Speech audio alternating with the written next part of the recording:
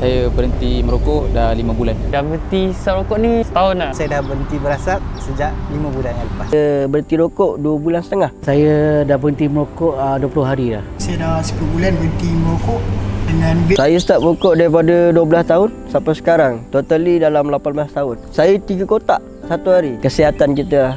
Lagi satu, bini pun dah cakap awal-awal lah sebelum kahwin lagi pun. Dia cakap, bang berhenti rokok. Rasa macam diri saya ni lengang, lapang. Tak ada nak serabut, fikir banyak masalah. Dengan adanya Is ni, rasa saya mudah. Tak rugi pun beli benda ni. Bagi saya tak rugi.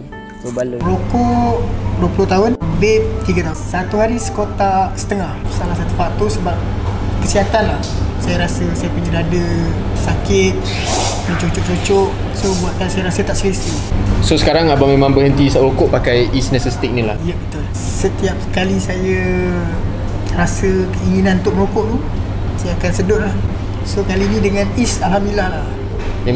Memang abang rasa yang Is ni boleh bantu abang lawan perasaan nak hisap rokok tu kan?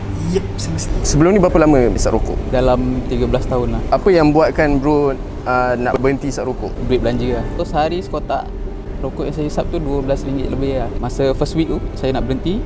Sebelum merokok saya sedut dulu lah Is ni. Kau-kau 2-3 kali kan. Lepas tu hisap rokok. Kalau hisap tu confirm tak sampai sebatang punya. Rokok tu rasa tak ada rasa pakai Is ni. Sebulan tu stop. Sebelum ni berapa lama kau hisap rokok? 8 tahun dah. 2 kotak. 2 kotak sehari Apa yang buatkan kau rasa nak berhenti hisap rokok? Asma. Terus sampai tutup tu. Pergi hospital tu. Pagi-pagi tu. Tekanan kita punya dada ni sempit tau.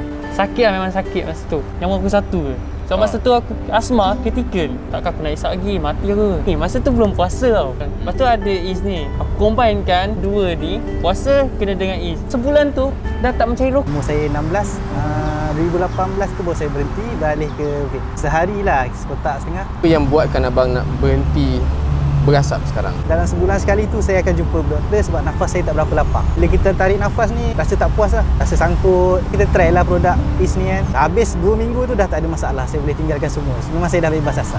Saya guna Is ni bila kita rasa nak mengisap, kita akan ambil vape tu. Sekarang ni bila ada Is, kita gantikan dengan Is. Kita sedut je lah, bila rasa nak isap kita sedut je.